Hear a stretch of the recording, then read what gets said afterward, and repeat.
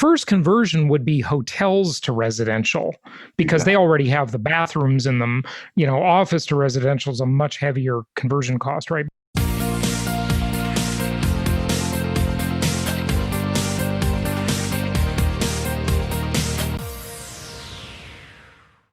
It's my pleasure to welcome Ken Van Liew to the show. He is the author of The Modern Wealth Building Formula, and this book is about thinking big. It's I'm going to call him, and this used to be a positive thing. Now with half of you, it's positive, and half of you, it's negative. I'm going to call him Donald Trump Jr. because he's all about developing, high-rise properties, big projects, thinking big, New York City, crazy stuff like this. So, Ken, welcome. How you doing? Awesome, Jason. Thank you so much. We've done some work for Donald, but I'm just like everybody else, putting on one leg, pants one leg at a time, Yeah, having a good time. Exactly. Good stuff. Well, explain to us at the core, if you would, Ken, what is the modern wealth building formula, and how does that differ from the old-fashioned wealth building formula, maybe? Yeah, sure. It's literally a combination of extensive real estate experience, a little bit of school of hard knocks on the MBA side, after a few master's degrees, and a lot of personal development with guys like Tony Robbins and Jack Canfield and all that kind of good stuff. But starting out with $10 a week, and after a six pack and washing my clothes, was always a challenge for me. Thank God I had the meal plan. But after a 6-year plan, I went out on a journey, and I created a formula that created modern wealth for me early on in age, before I was financially free, and had the wherewithal to kind of move it forward. And what I really found is, like you'll hear the old cliche, it's about mindset. But when I started, I really didn't have any money.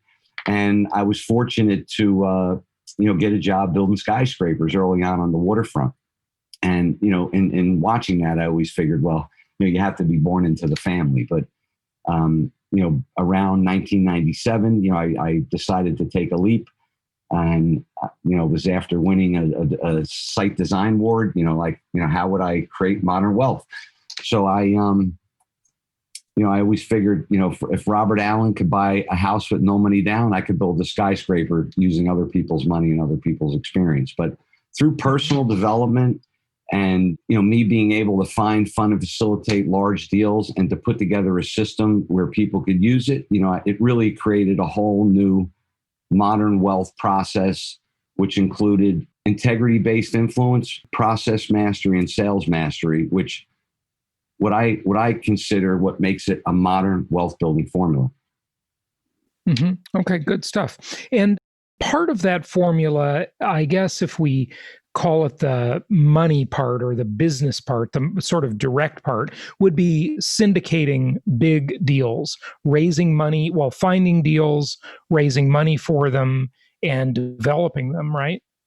Correct. Whether it's whether it's a business, real estate, you obviously need a reliable source to find things. It's easy to find deals. The key is finding profitable deals, being able to fund them, because, as most overachievers, you get started, you get your first deal, you get hungry, you want to do a couple more. There's always challenges with funding. So, I believe in presentation leads to unlimited funding. And then there's a whole facilitation process to that all. There's many cylinders firing at one shot. As you're finding and funding deals, you need to be able to execute, especially when you're going to develop.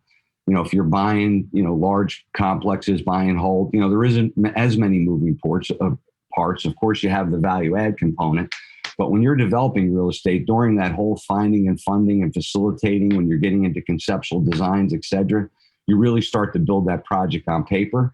And this is what the modern wealth building formula allows you to do. It allows you to really look at the entire spectrum, know where you're at, like in the lineup. I do some references to baseball, and it gives you a great head start in any entrepreneurial spirit, or really just helping people get to the next step. Mm-hmm. Yeah, sure. So you have a lot of and maybe this is a little bit off topic, a little bit of a tangent for a moment, but I think our listeners would like to know your thoughts, Ken. You have a lot of experience with New York City, and in the times we're living in, the tide has definitely turned on, well, first off, business unfriendly places that are very expensive and, very intrusive government. New York, California, these types of places, there's a sea change going on. Yeah. And then especially you add, and that's been going on for, a couple of decades, right? But they've always been able to sort of hold because they've got certainly a lot of desirable qualities too, right? But in times of civil unrest and pandemic, that has caused additional pressure. What are your thoughts about the real estate market, the commercial real estate market there? Just the municipal finances, because as we see these migration trends, anyone who's thinking ahead has got to worry about the tax base. You look at California and its tax base is just eroding. People leaving San Francisco, LA, New York City, there are other places too, but those are certainly the trophy kind of locations that people talk about. So what are your thoughts? Yeah, it is a tough time, and I'm unfortunately, I'm going to the city tonight to visit my daughter. She lives on 170th Street, but, about 6 months, things got turned upside down. I had, some major projects going on in New York City that literally stopped. They created a whole, essential services process, and it was very eerie to be able to, to look down Madison Avenue and not see like one bus and one car. Yeah. And that led to, me really looking at, how do I lead the industry through this? That's just the construction industry struggles, let alone a little bit of what you mentioned, the stuff that's been going on with, for years in the legislature and devaluing New York City real estate, which is disheartening, especially when things like this occur where, there's been such an exodus, and it's a little scary. And I sit here and, I hear a lot of mutual feelings because the surroundings of all my friends being in the metropolitan area and in real estate are just absolutely killing it, because people are leaving New York. But that leaves me with, well, how can I help New York? And it's a whole new vertical innovation. Retail has been struggling for a while, after the pandemic, to see places boarded up, brings tears to your eyes. The commercial environment right now, I'm working with a lot of individuals to see what if, and what would we have to do if, we started looking at commercial, conversions into residential? Is it cost effective? What's really going to happen next year? Because, more and more you're hearing companies that people just aren't going to go to work. So and when you say commercial conversions to residential, it's hard for me to think of what would apply to that in New York City. You mean office space to residential? Yes. Because it's certainly not going to be ground floor retail turning into residential. No, exactly. Like the model really in New York, ground floor is, typically the retail. Yeah. And then, sometimes you'll see, some multi-floors of retail, which has always struggled. But essentially, there's these just towers right now of empty office space. One of my friends runs a large financial institution. He has like 70,000 square feet. 1,500 employees are working home. What does a company like that do? And then what does a landlord do? Does he start going, wow, maybe I should convert my commercial building into residential, But Ken, I can't imagine that would work because first of all, yes, there is more demand for residential than there is for office, but still that demand is also declining from where it was before. And the expense of doing that conversion, it just doesn't seem like it could possibly be economical. You're exactly right, because, sale rates in New York City are dropping like skyrocket, where in discussing where you used to be able to sell things for $1,800 to $2,100 dollars a square foot, and you have an existing building that you can convert for, 100, the numbers may still work, but you're right 100%. And the first conversion would be hotels to residential because they already have the bathrooms in them. Office to residential is a much heavier conversion cost, right? But go ahead. Yeah. No, I think you're onto it, and as it really turns into a conversation because along the lines today, I'm like, how do all these structures, could they be used for renewable energy in any instance? Could it be used for other things that could create, environment? Can you grow food in these places? I mean, right now, you New can, York but City. I mean, that's, you Yeah. got to design that from scratch. But the high rise farming is a thing, and that's really interesting, for city use. But I can't imagine a conversion for that would work either. Yeah. That, yeah. Well, you're right. And the last thing that I've had the time to run numbers. I mean, we're going to be in a situation where, in 2008, when the city crashed, it was because, the union just drove the numbers where none of the projects penciled out. I think there's going to be just a massive adjustment, and I'm not sure there's going to be any market, for discounted real estate in New York. It's, it's depends how big kind the of a crystal ball, to be honest with you. Everything has a buyer at some price, right? Yes. But the problem is you have this floor set by construction cost. Yes. And nobody's selling below construction cost, or at least not much below construction cost. So the conversions just won't occur because if the developers will never do it if it doesn't make sense, right? That is correct. Yeah, it's a real tough cookie to to see how this is going to roll out and what's going to happen. It's just a real question mark, isn't it? Yeah, and I hope that it doesn't get more unrest. It's just that, it's kind of silly. Like one of the micro distinctions I made yesterday, was, it's no longer, focusing 10% on the problem and 90% on the solution. We got to go like 1% on the problem and 99% on the solution, Yeah, you're right. You mentioned Madison Avenue. Do you think that, the thing that it seems like it would be the decision maker on whether or not those retailers that have had their glass broken and their stores looted, some of these are high-end, beautiful, or maybe I should be saying Fifth Avenue, actually, but whatever. I don't know New York that well, but Fifth Avenue is where the shopping is more, right?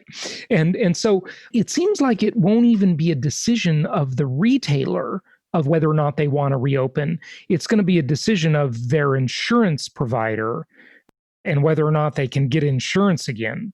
And I would imagine that if anybody's going to insure in these areas, they're just going to charge through the nose, right? Yeah, the insurance business is definitely thriving right now, and that's another whole game. But yeah, I think you hit the nail on the head because, the other market that's really getting hammered is the whole hospitality, and the biggest thing that I keep hearing is it's the jumpstart, like, just to stock some of these restaurants to get moving again. You got to put down $150,000 just to get the liquor stocked up, so to kick these restaurants off again, the same thing's happening for these retail stores.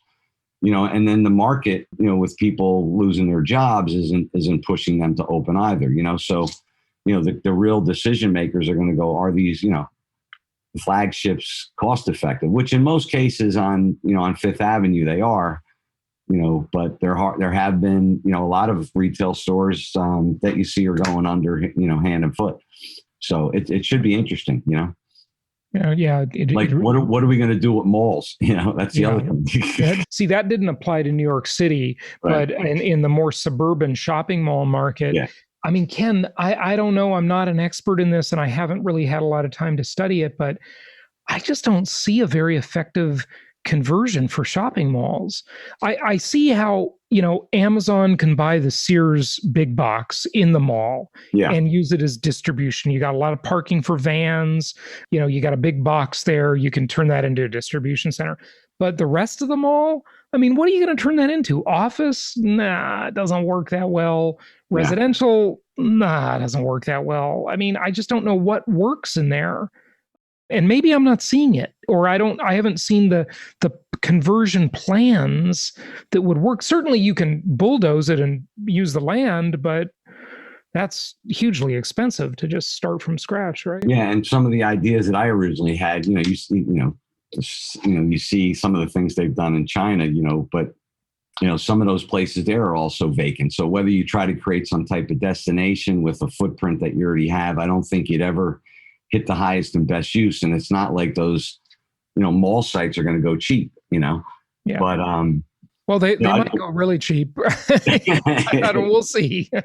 Yeah. I mean, that's, honestly, in today's market, I'm actually happy that I'm in a couple entitlement, deals right now where, because it's slowing you down, right?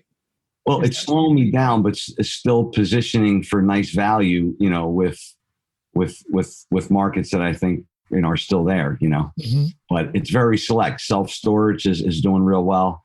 Industrial still, killing it in this area. Mm-hmm.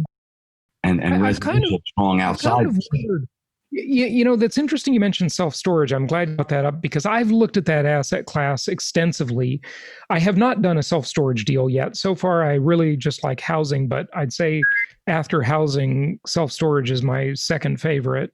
Right. And I like housing in the form of single family the most, and then apartments, and then mobile home parks.